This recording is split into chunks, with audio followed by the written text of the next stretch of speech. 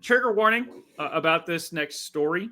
So if you're sensitive to uh, any domestic violence or sexual assaults, or anything of that nature, please tune out because it wouldn't be right if we didn't go over these type of stories. But we also know that it's sensitive Protect your peace.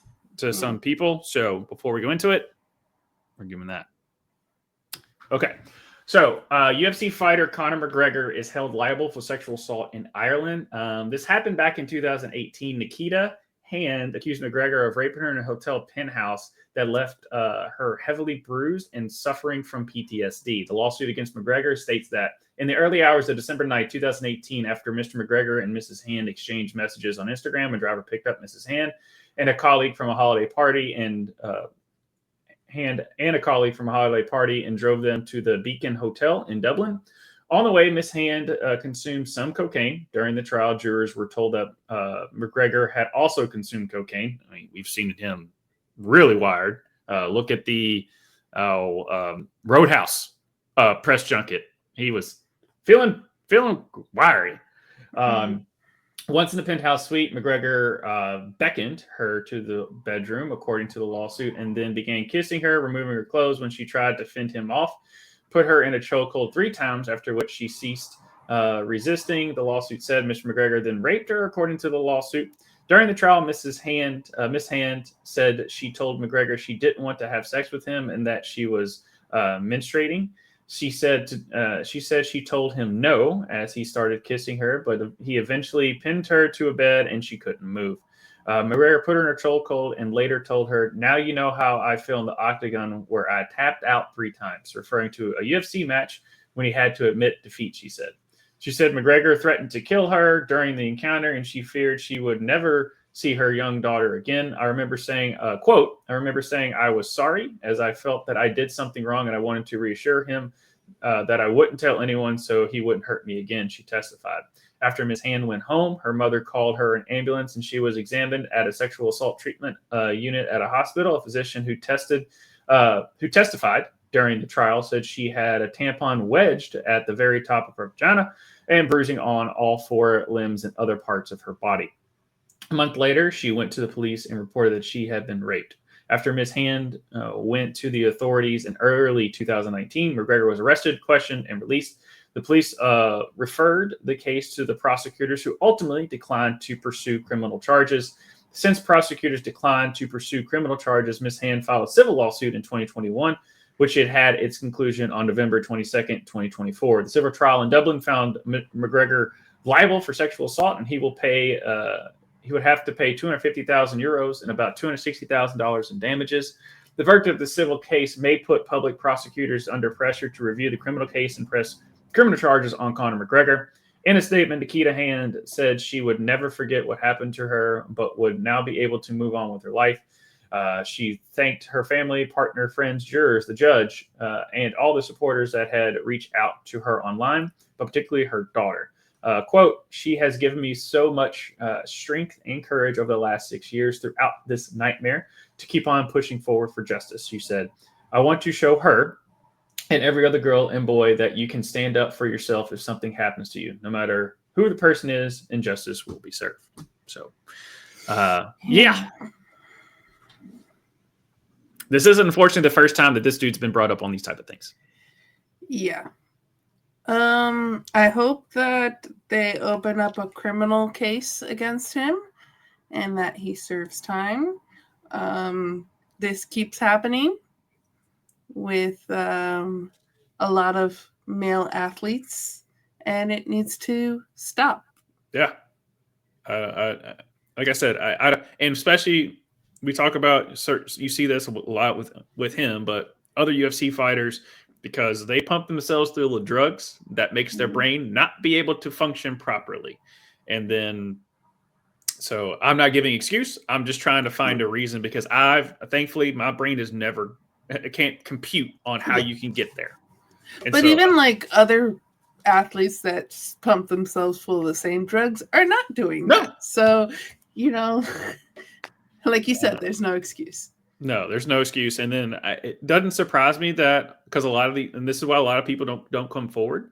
Over here, it's sometimes you see those cases where they unfortunately cry wolf, and so it makes other females not want to step forward on that. This is not the case for what we see here, because obviously she got damages, so obviously something happened. So I'm hoping they open up the case again. Who knows over in Ireland at the time in 2018, where McGregor, because McGregor is a huge, I mean, obviously internationally known.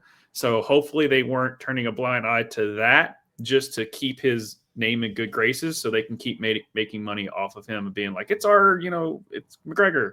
But unfortunately, those things do happen. Again, I'm just throwing speculation out. This is all alleged. I'm not saying this is true. Just kind of throwing things out of why. And of course, court cases take forever. And I'm much less hardly familiar with our legal system, much less the Irish legal system. Yeah. So. And to save Josh a little bit there on what he said, because I can speak Josh. Yeah. There are people.